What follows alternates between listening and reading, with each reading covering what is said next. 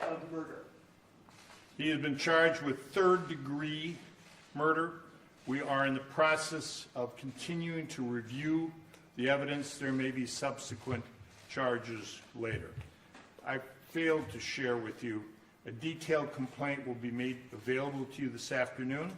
I didn't want to wait any longer to share the news that he's in custody and has been charged with murder.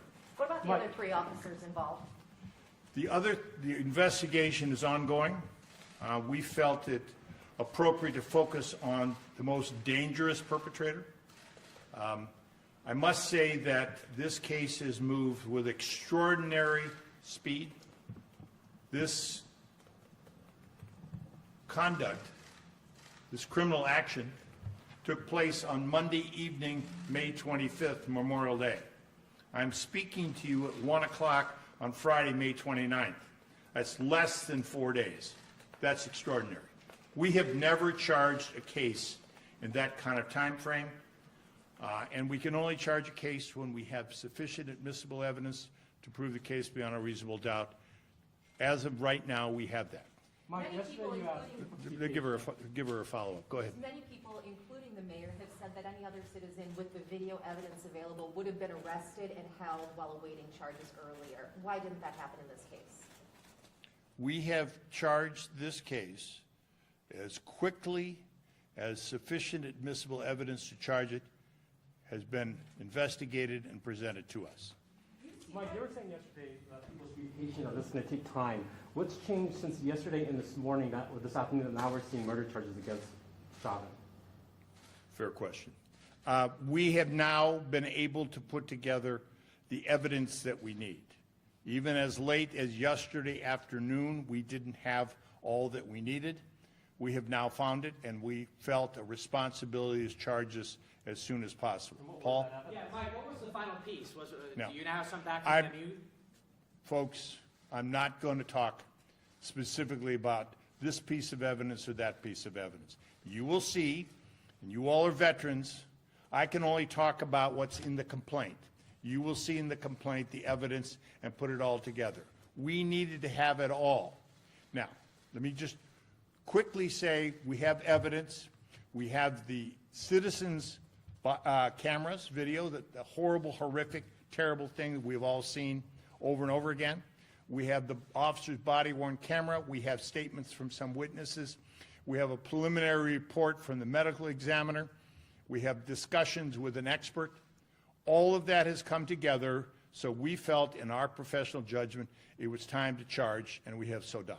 Based on the other officer's role in the video, what criminal statutes could apply to those officers if it's not murder? I'm not going to speculate today of the other officers. They are under investigation. I anticipate charges, but I'm not going to get into that. Today we're talking about former Officer Chauvin, which we believe has met the standards to be charged, and that's what we have done. Mike, I've seen you charge other cases faster. Whoa, whoa, whoa, whoa, whoa. how closely did you look at the second-degree statutes, either intentional or unintentional, that on the surface seem to fit this, the videotape evidence we've all seen?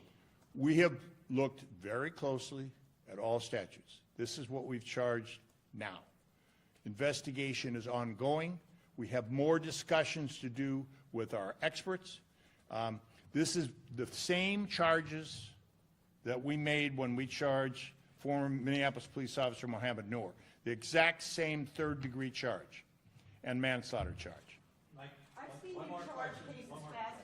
I've seen you charge cases faster than 4 days. Are you saying that you've charged, this is the fastest you've ever charged a police officer? This is by far the fastest we've ever charged a police officer, okay? Normally, these cases can take 9 months to a year. We have to charge these cases very carefully because we have a difficult burden of proof. And let me just say something about that. We entrust our police officers to use certain amounts of force to do their job, to protect us. They commit a criminal act if they use this force unreasonably. We have to prove that beyond a reasonable doubt. The Hennepin County Attorney's Office is one of the few prosecutor offices in this country in the last 5 years to successfully prosecute a police officer for murder. And we did that on behalf of Justine Damon. Okay, That's unusual. We know how to do this. We have a very veteran prosecutor group, aided by a very veteran investigator group at the BCA. On top of that, we've had great cooperation from the FBI and from United States Attorney Erica McDonald. And she may have some things to share with you soon, but she does that on her own timetable. I want to say to you that I'm very pleased about that level of cooperation, which frankly, I will say to you, doesn't necessarily happen in other jurisdictions, according to my friends and the national prosecutors. One last one.